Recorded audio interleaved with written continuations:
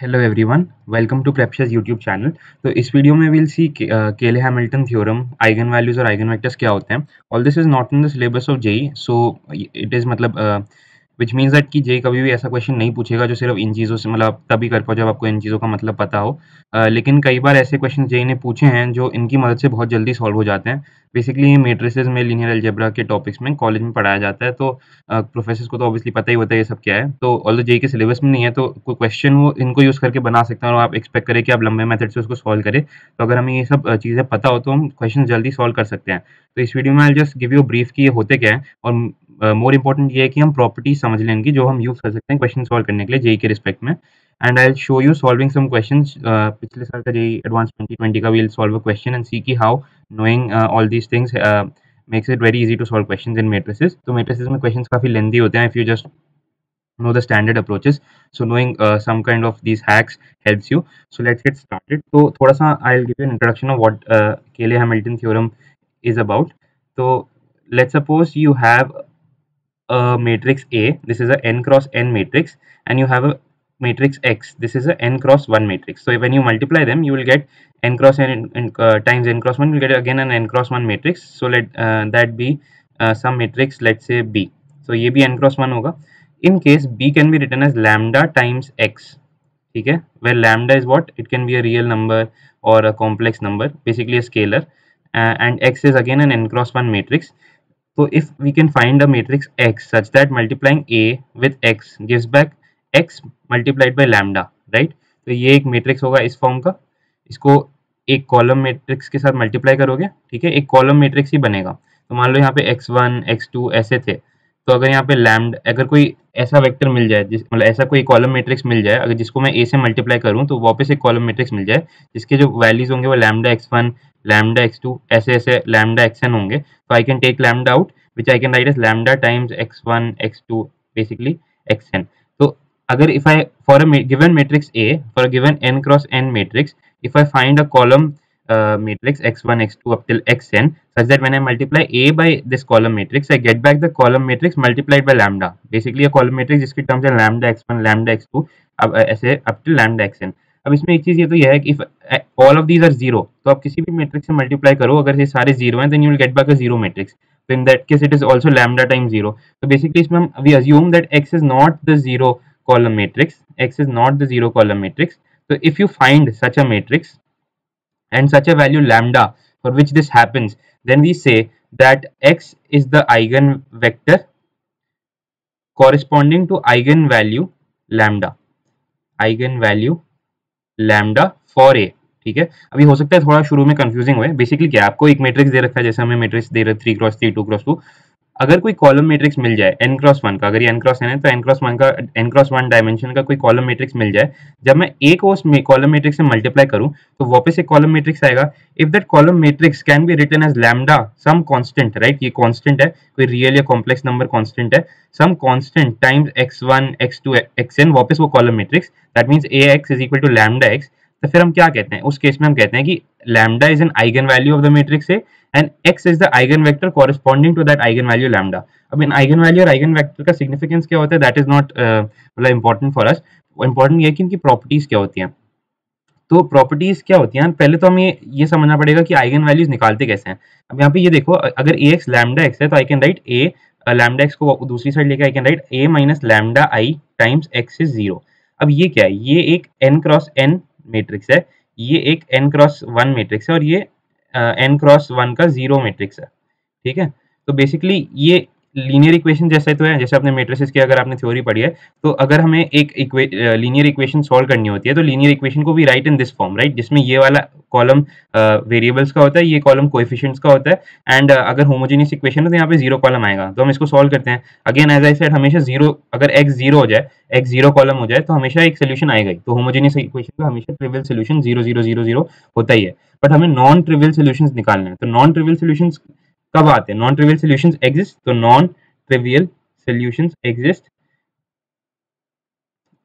exist if determinant of ये जो a minus lambda is equal to 0 है ना। तो बेसिकली अगर हमें आइगन वैल्यूज निकालनी है किसी मैट्रिक्स a की, तो हम a माइनस लैम्डा ही करेंगे, जिसमें a मान लो एक मैट्रिक्स हमें पता है माइनस लैम्डा आई उसी डायमेंशन का आइडेंटिटी मैट्रिक्स होगा, मान लो 3x3 है तो 1 1 1 होगा, ये मैट्रिक्स एक आएगा, ये सब्ट्रैक्शन करने के बाद इस मैट्रिक्स का डिटर्मिनेंट निकालोगे, उसको 0 इक्वेट करोगे, तो अब देखो होगा क्या, जैसे मान लो ए कुछ है 1 2 3 1 1 1 0 1 2, मान लो ए ही है, तो जब मैं ये लिखूंगा तो I will get 1 minus lambda 2 3 1 1 minus lambda 1 0 1 2 minus lambda. Basically मैंने इन दो मैट्रिसेस को सब्ट्रैक्ट करा है ना, तो जब मैंने इन दोनों मैट्रिसेस को सब्ट्रैक्ट किया तो I get a new matrix. इस मैट्रिक्स का I will find the determinant, तो डिटर्मिनेंट जैसे 3x3 मैट्रिक्स का डिटर्मिनेंट फाइंड करते हैं, आई विल फाइंड दैट, तो determinant of this matrix and will equate that to 0। So when you find the determinant, अब देखो लैम्डा कई जगह है, तो एक लैम्डा में इक्वेशन आएगी, तो इससे क्या आएगा, इस चीज से you will get a polynomial equation in lambda, polynomial equation in lambda, ठीक है। तो पॉलिनो जैसे 3x3 के मैट्रिसेस में you will gate cubic equation, क्योंकि जब ये वाला डायगोनल मल्टीप्लाई करोगे तो lambda lambda lambda lambda cube आएगा, एंड सिमिलरली जब ऐसे मल्टीप्लाई करोगे तो लैम्डा और लैम्डा स्क्वायर के टर्म्स आएंगे, तो basically you will get a polynomial equation in lambda. When you solve that polynomial equation you get the eigen values of the matrix, ठीक है, eigen values of the matrix, तो उसको solve करोगे तो you will get the eigen values of the matrix, and हमें यही तो करना था, हमें आइगन वैल्यूज निकालनी थी, तो हमने क्या किया कि if A X is lambda X तो हम उस साइड ले गए, तो which means A minus lambda I times X has to be 0।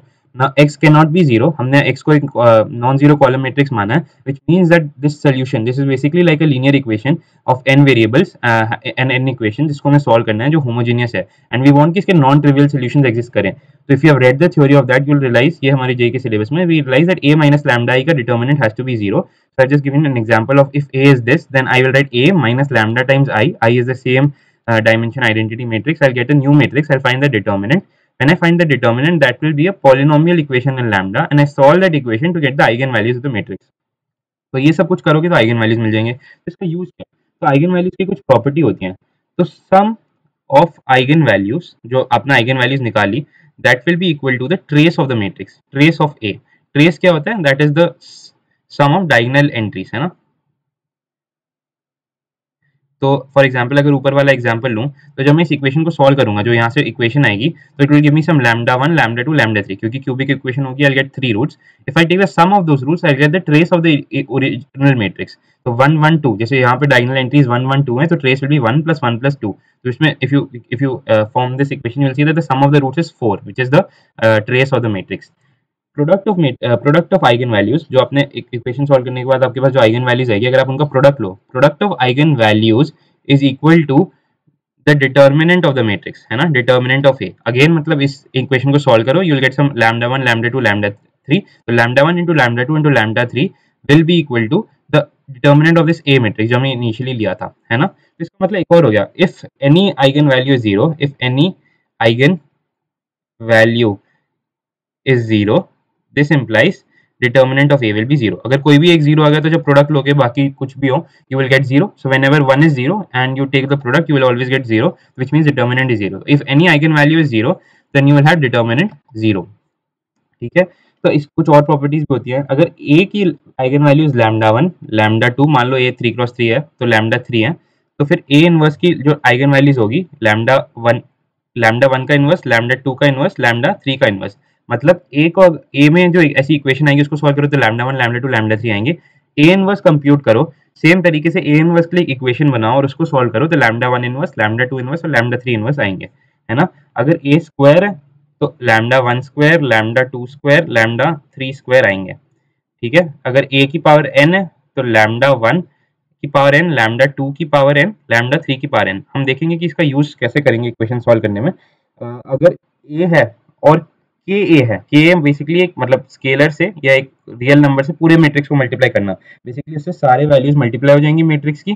तो अगर ए की वैल्यूज लैम्डा 1 लैम्डा 2 लैम्डा 3 है तो के ए की वैल्यूज के लैम्डा 1 के लैम्डा 2 और के लैम्डा 3 हो जाएंगी, है ना। तो ये हो गया।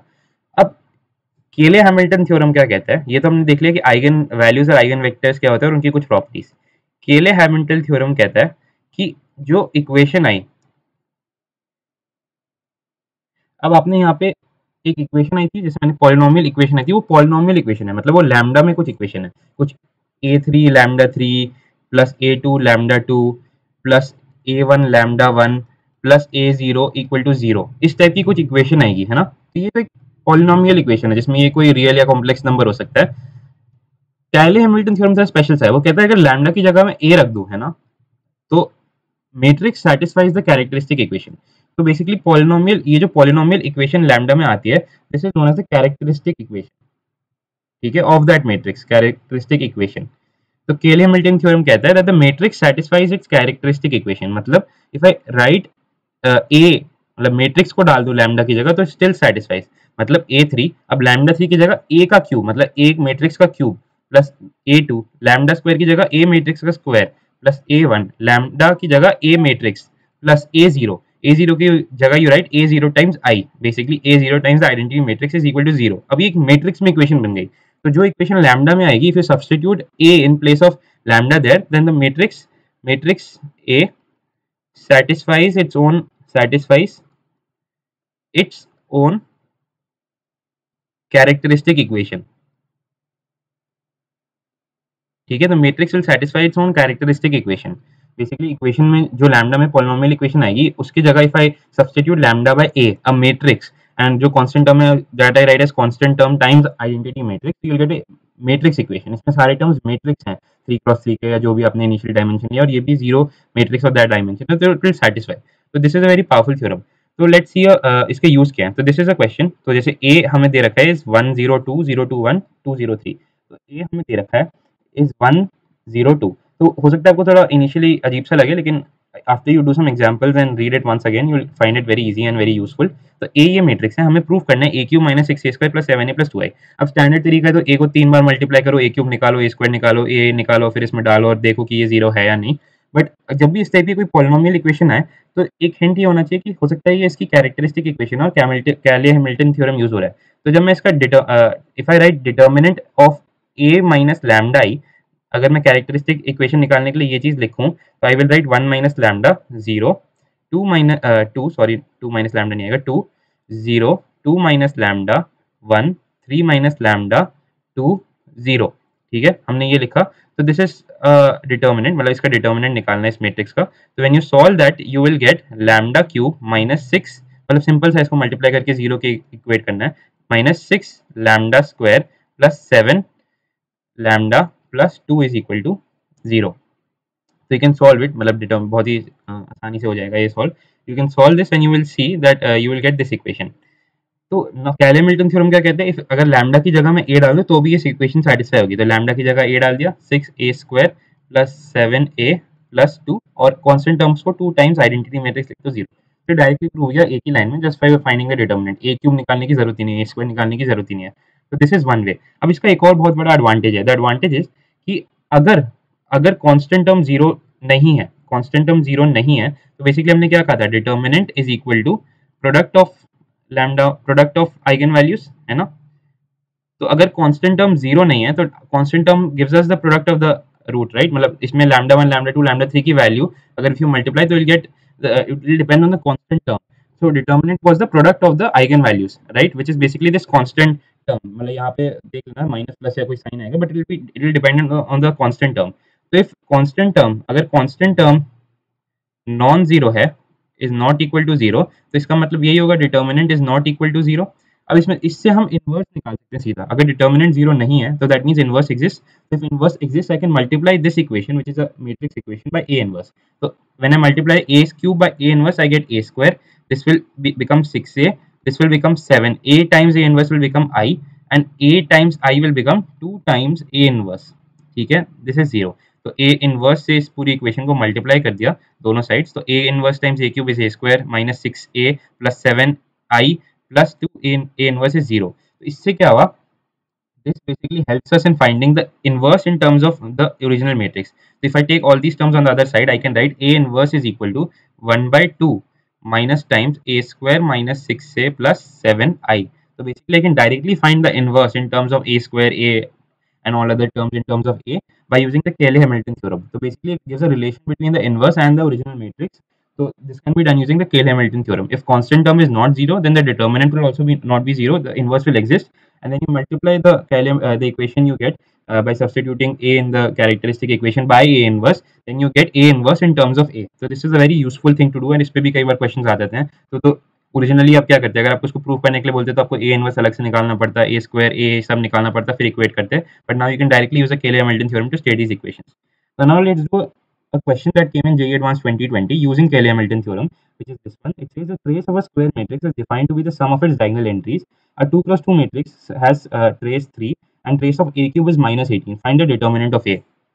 तो इसमें क्या कह रहा है यार, मान लेते हैं जो 2 क्रॉस 2 मैट्रिक्स है उसकी आइगन वैल्यूज 2 होंगी, क्योंकि n मैट्रिक्स की मतलब n क्रॉस n मैट्रिक्स की n आइगन वैल्यूज होती हैं, बेसिकली n डिग्री इक्वेशन आएगी तो उसके n रूट्स होंगे, तो हम उनको लैम्डा 1 लैम्डा 2 मान लेते हैं। तो trace of this matrix is 3, मतलब लैम्डा 1 प्लस लैम्डा 2 इज 3।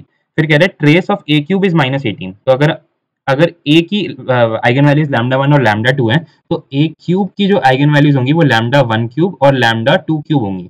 इसका ट्रेस क्या होगा, सम ऑफ आइगन वैल्यूज। तो ट्रेस क्या होता है, सम ऑफ आइगन वैल्यूज, तो लैम्डा 1 प्लस लैम्डा 2 3, इसकी आइगन वैल्यूज लैम्डा 1 क्यूब और लैम्डा 2 क्यूब है, तो lambda 1 cube plus lambda 2 cube अब क्या हो जाएगा माइनस 18। हमें पूछा determinant of A, determinant is product of eigen values, तो डिटर्मिनेंट ऑफ ए कितना होगा, लैम्डा 1 लैम्डा 2। बेसिकली हमें ये दो इक्वेशन दिया और हमें लैम्डा 1 लैम्डा 2 निकालना है। तो अब ये काफी स्टैंडर्ड तरीका है यार, मैं सॉल्व नहीं करूंगा पूरा, आप कर सकते हो, काफी सिंपल है कि हिंट आपको मैं दे देता हूँ। Lambda 1 plus lambda 2 cube lambda 1 cube plus lambda 2 cube plus 3 lambda 1 lambda 2 lambda 1 plus lambda 2, है ना, ऐसे लिख सकते हो। अब लैम्डा 1 प्लस लैम्डा 2 की वैल्यू पता है, यहाँ से डालो। Lambda 1 cube plus lambda 2 cube की वैल्यू पता है, यहाँ डाल दो। ठीक है, लैम्डा 1 प्लस लैम्डा 2 अगेन उसकी वैल्यू पता है, यहाँ डाल दो, तो लैम्डा 1 लैम्डा 2 आ जाएगा। तो एक ही लाइन में आपने सॉल्व कर दिया इक्वेशन, ज्यादा कुछ करने की जरूरत नहीं है। अगर किसी को ये चीज ना पता होती तो शायद उसको ए को अज्यूम करना पड़ता, फिर ए उसको 3 बार मल्टीप्लाई करना पड़ता और काफी सारी इक्वेशन बनानी पड़ती। तो आप बहुत ही आराम से केले-हैमिल्टन थ्योरम, आइगन वैल्यूज और आइगन वेक्टर्स के मदद से इसको सॉल्व कर सकते हैं। तो I will not do the calculation, आप कमेंट सेक्शन में कैलकुलेशन करके लिख सकते हैं और चेक कर सकते हैं इफ इट्स करेक्ट, एंड आपको आंसर इंटरनेट पे मिल भी जाएगा। ये जेईई एडवांस 2020 का क्वेश्चन है, तो नया ही क्वेश्चन है। तो देखो मतलब काफी रीसेंट जेईई का क्वेश्चन जो नॉर्मली लंबा होता है हमने काफी जल्दी सॉल्व कर लिया। तो आई होप आपको समझ आया हो कि आइगन मतलब समझना तो थोड़ा ऑब्वियसली कॉम्प्लिकेटेड है कि आइगन वैल्यूज का यूज क्या है, आइगन वेक्टर का यूज क्या है, या इनका इंटरप्रिटेशन क्या है। लेकिन अगर नहीं भी समझ आए तो मतलब वो इंटरप्रिटेशन ना भी समझ आए तो प्रॉपर्टीज क्या है ये समझ आ जाए, और इनको निकालते कैसे हैं, और इनका मतलब ये बेसिकली कुछ चीज़ें जो हमारे सिलेबस से रिलेट करती हैं, इनको यूज कैसे करते हैं, ये सारी चीज़ें अगर समझ आ जाए तो you will be able to solve a lot of questions pretty easily. So I hope this video helped you, and if you like the video and if you want more such videos, do write to us in the comment section. So until next time, see you.